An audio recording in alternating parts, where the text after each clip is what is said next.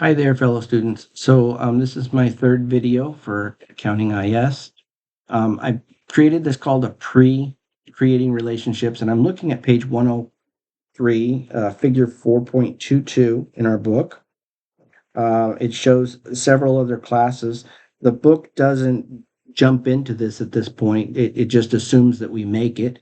So if you've been comfortable with creating tables in my video 2, feel free to just follow the diagram here and create these other tables based upon what you learned in 2. If you're still a little shaky on creating tables, you can stay with me here in video 2. We're going to repeat the cycle several times. Otherwise, feel free to just jump right into video 4, where we will actually begin the relationship linking section. So if you're ready, we'll go in now, and we go into our Access. I still haven't closed it yet. So we've created, as I said, the customer table, the inventory table. And so we're gonna, I'm looking here at the screen. We've got an inventory table. The next one, I'm just gonna do it like reading.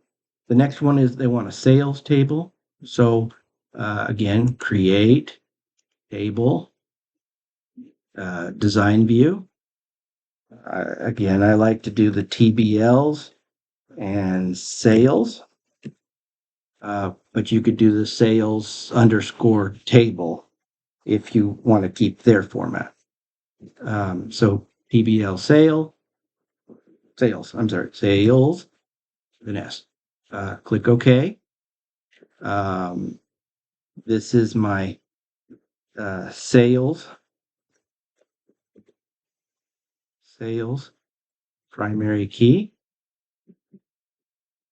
And if I do just leave it as auto-generated, but if you want their sales, their primary key, the way they would do it, it would be sale underscore number.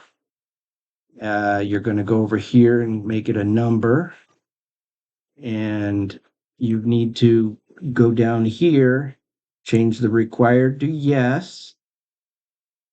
Okay, so change the required to yes, and index you're going to change to yes, no duplicates. Okay, since again this is kind of a ghost one for me because I like the sale PK. Actually, I want sales PK primary key. Again, you can see the little key off to the side here. That tells you it's your primary key. I mean, and so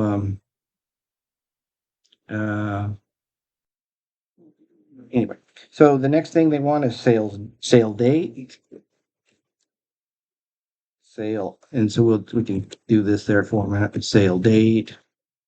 In this one, you want it to be a date time, so I just type D time. This is where you can use those masks again. You want specifically 2 digits, 2 digits, 2 digits, or 2 digits, 2 digits, 4 digits. Create a mask, date and time. Then down here under input mask, click the 3 dots. Save your table. So pick your format you like here. I kind of just the standard short date is what I like, but you can choose anything you want there. But that will make all the data look the same and help in having it be unified. For your user when they're keying things in. So we'll do short date next. The book doesn't really say what to do here. It just kind of says create these other tables. So again, they said just next and finish. And so now we've got a mask in there. And we'll see what those masks look like in the design. I mean, we'll see what they look like over here in the data sheet view. So, okay, let's finish keying these in. Sales date, sale amount, Okay. What do you think an amount would be? To me, a sale amount would be a currency, payment type.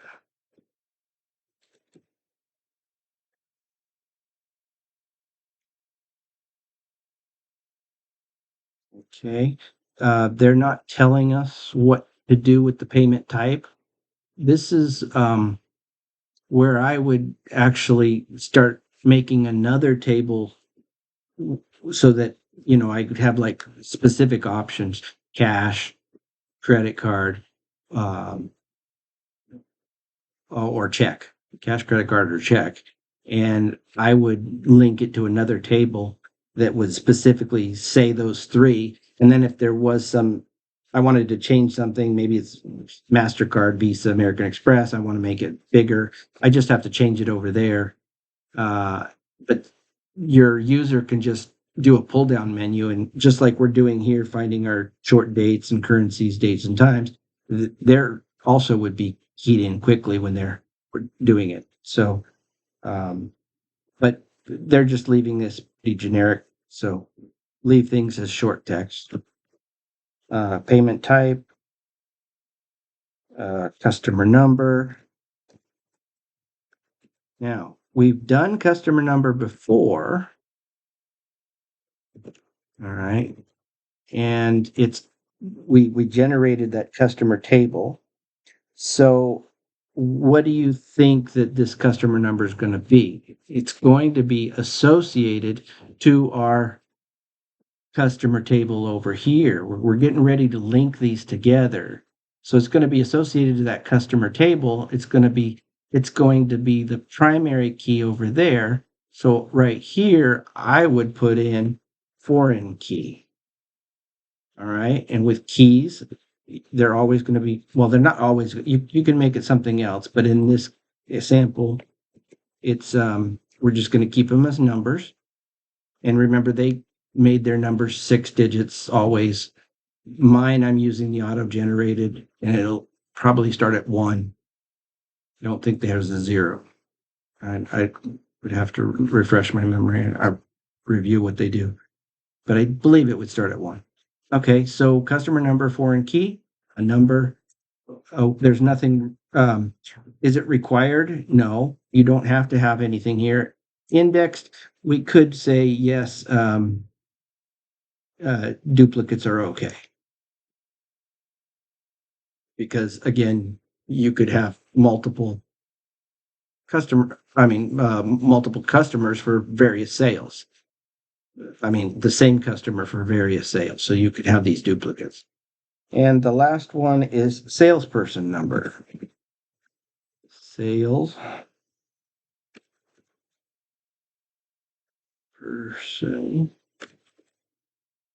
salesperson number.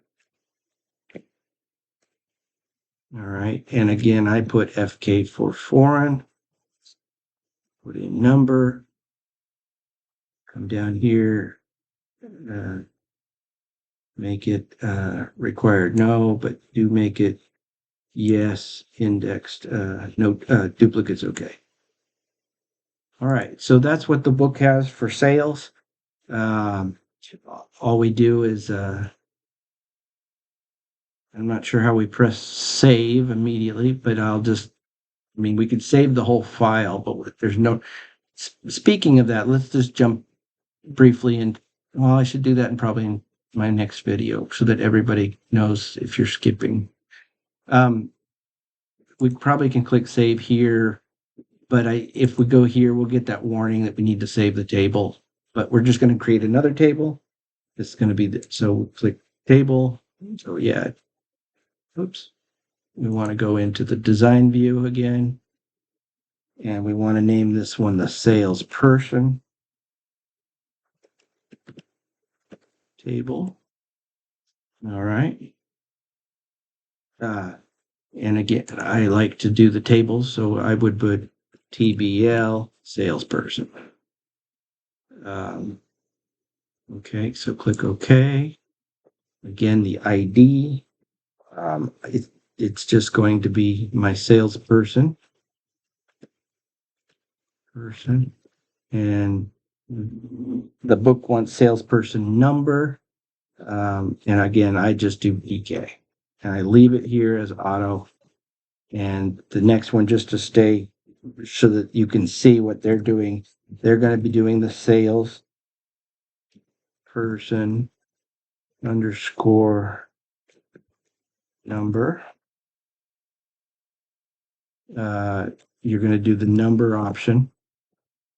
And again, down here, make it required and make it no duplicates. Okay. Make it required and make no duplicates. And you don't have to do, you just erase what they have for that first one, making this the primary key. All right. And then they go salesperson, first name.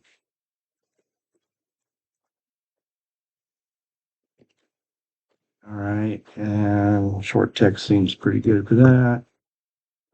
Salesperson, last name.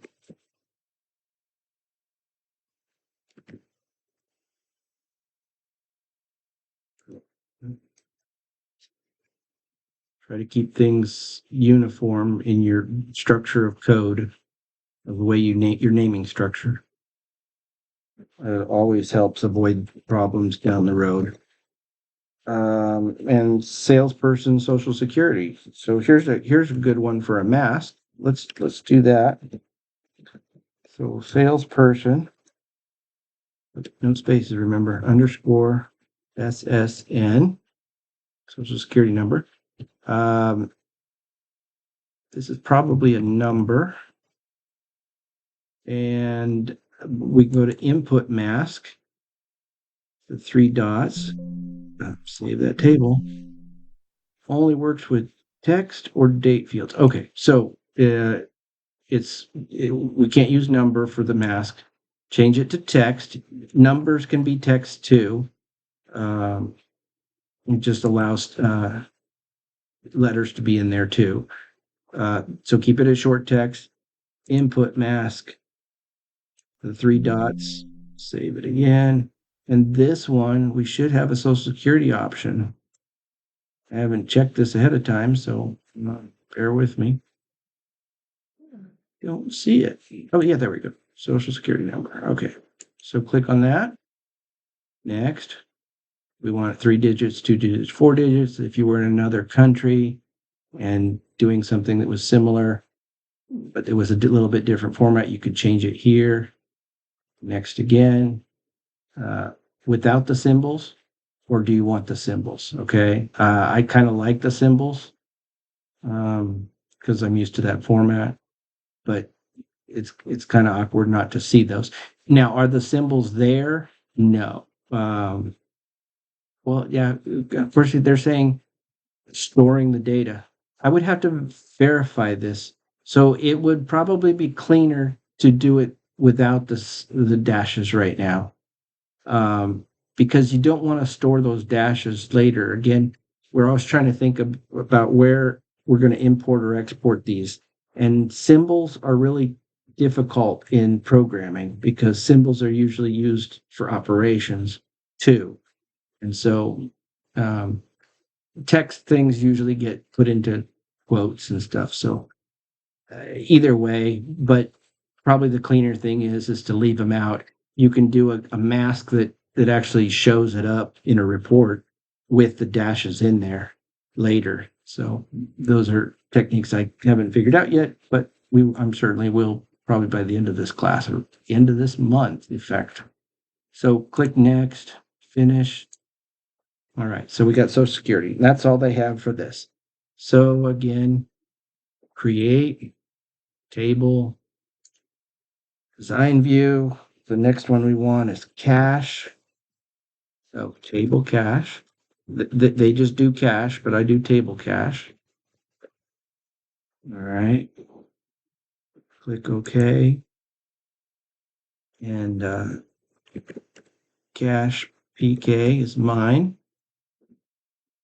And if their way would do it, they actually like to do account number, which seems kind of weird.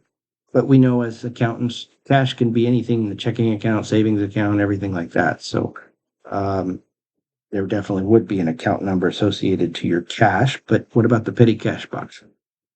There's no numbered on that. But anyway, that's what they want to use as the primary key. I wouldn't recommend that. Again, that's why I do it my way, which is to keep the primary key solid and allow for account numbers to be placed in here. So in this case, you do their account primary number. You'd make it a number. So following the book to make this the primary key, you do it a number. Again, you come down here, make this thing required yes, and you change the index to uh, yes, no duplicates. Okay. Now, in my case, I'm just going to leave it here. It's because it's a ghost account, ghost field for me, in what I'm doing. So it's not required. It's just going to be, you could put date in there. And this is again more clean in my opinion. Could you have an account number that's the same as my account number? Because you're at Wells Fargo and I'm at Bank of America and somebody else is at Chase, we could all have the same account numbers. And so it would matter what bank we're on, and that would cause troubles down the road. That's why I wouldn't use that as a primary key. Whereas this, I know it's me generating it, starting from one and moving up. There is something I should mention that, and I'm not sure how it works in this program or in this database, but a lot of times in the US we use base 10, which means we're going from 0, 1, 2, 3, 4, 5, 6, 7, 8, 9. And then when we get to 9, everybody knows we go back to 0 again for 10. And then we do 11, 12, 13. Well, you can actually do a higher base. And so instead of going from 9, you go to A and then B, C, D, E, F, G, H, etc., etc.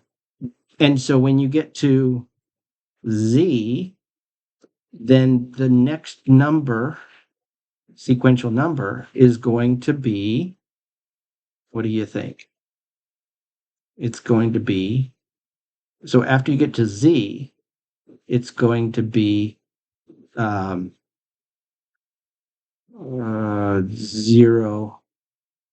So we got 0, Z. So we want it to be 10, 2 digits. So it would be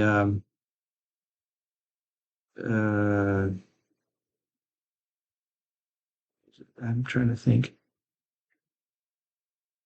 It would be 10. Okay. And then the next one would be 11, 12, 13, 14, 15, 16, 17, 18, 19. And instead of 20, it's going to be 1 and an A, and a 1 and a B, and a 1 and a C.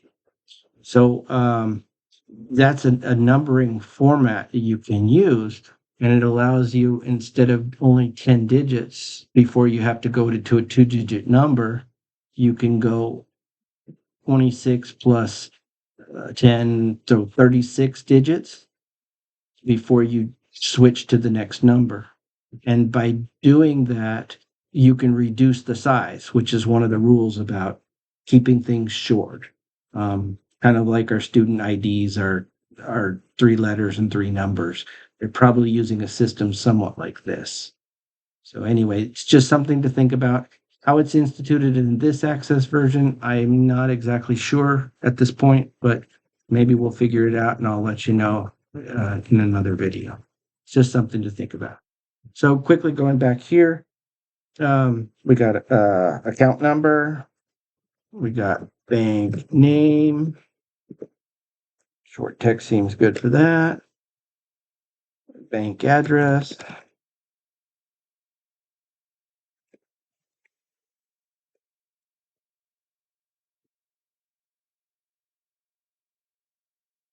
text, bank contact person,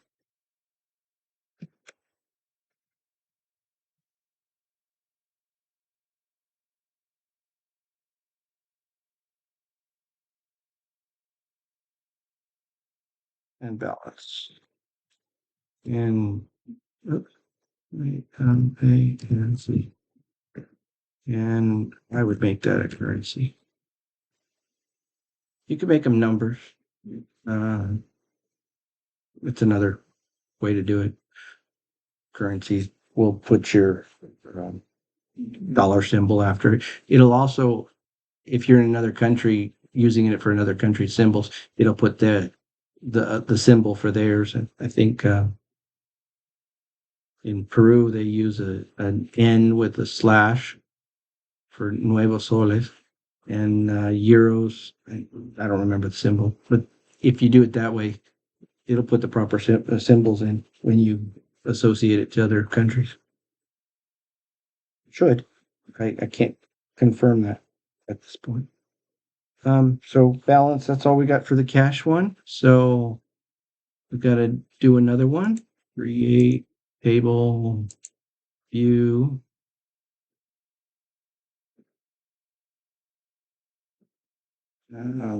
This one's a cash receipt table. So TBL cash. Now they do the underscore receipt. Again, I like to do camel code, which starts out lowercase. That's my table, and then upper cash, and then upper R E C E I P T.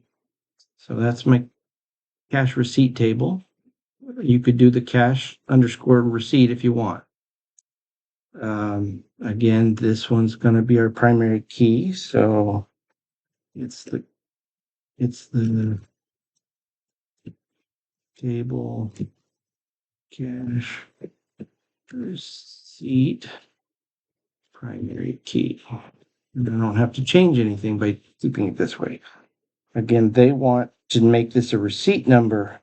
Well, but what happens if you're using generic receipts and you end up recycling your receipt numbers? And I mean, it's not good process, but you get to 9,999. Do you really want a 5-digit one?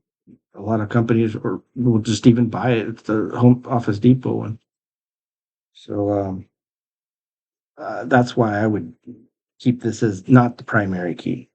But so we'll again, like following the other rules, we'll put the in for a ghost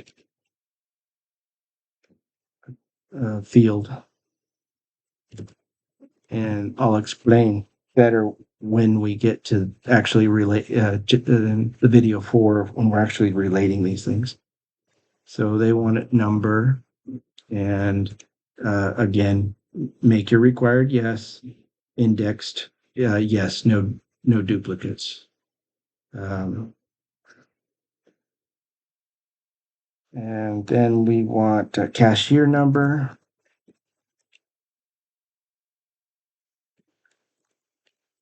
And this could be a foreign key. Oh, sorry. They want customer number here. All right. I'm starting to think that this is going to be a foreign key. We can come back and change these names a little bit later before we start really pushing our data in there. So I'm just going to follow what the picture is for now, and just leave things as numbers. Cashier number. So you can do tab to go forward. See, tab, or you can go shift tab to go backward. And then you don't have to touch your mouse. Cashier number, number, sale number.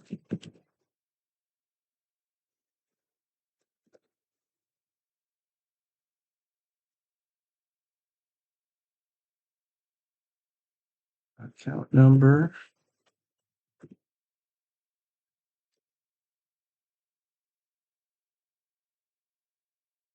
Receipt date.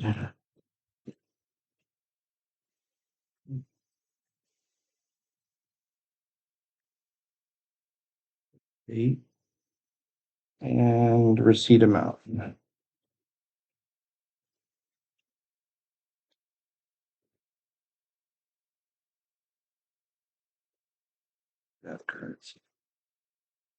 All right, that's that one. The customer one we already did at the beginning, so we're almost done here. Click our create another table, design view, and the last one, cashier. Oops, I like the tables, remember. Table, cashier. All right, okay. Table, cashier, primary key. And they want the cashier number to be the primary key. So we'll do their cashier number. And that's their primary key. And again, I'm just doing the number. But if you're doing it at home and you want to do it by the book, go required, yes, index, no duplicates. All right. And then cashier first name.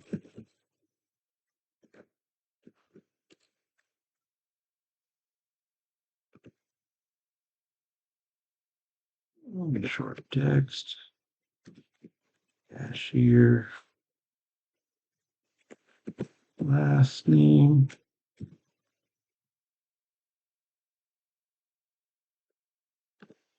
Cashier.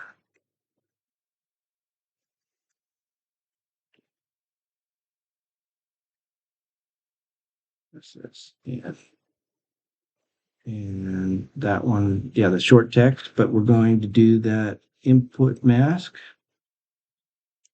Save the table, social security number, next, finish. All right, so now we've created all our tables according to the picture in figure 4.1 or 4.22 on page 103. So we'll go back to video 4 and get started in putting relationships between these, our associations, and the multiplicities. We'll be looking at that as well. So I'll see you in the next video.